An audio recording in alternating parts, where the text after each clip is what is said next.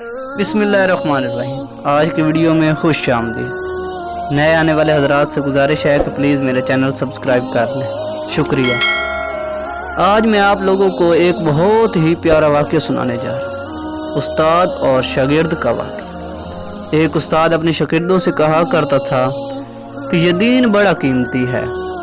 एक दिन एक तालिब इल्म का जूता फट गया। वो मोची के पास गया और उसे कहा, मेरा जूता मरम्मत कर दो, इसके बदले मैं तुम्हें एक दीन का मसला बताऊंगा।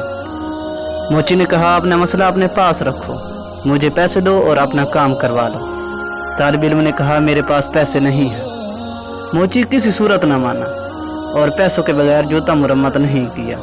तालिब इल्म अपने उस्ताद के पास गया और सारा वाक़या सुनाकर कहा, लोगों के नज़दीक दीन की कुछ कीमत नहीं। उस्ताद भी अक्लमंद था। तालिब इल्म से कहा, अच्छा तुम ऐसा करो, मैं तुम्हें एक मोती देता हूँ, तुम सब्ज़ी मंडी जाकर इसकी कीमत मालूम करो। वो तालिब इल्म मोती लेकर सब्ज़ी मंडी पहुँच गया।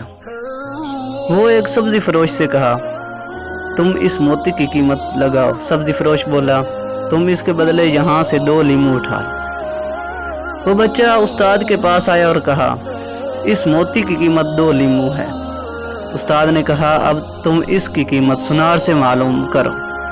वो गया और जब पहली दुकान पर मोती दिखाया तो दुकानदार हैरान रह गया और कहा, अगर तुम मेरी पूरी दुकान भी ले लो तो फिर भी मैं इसकी कीमत पूरी नहीं कर सकूंगा।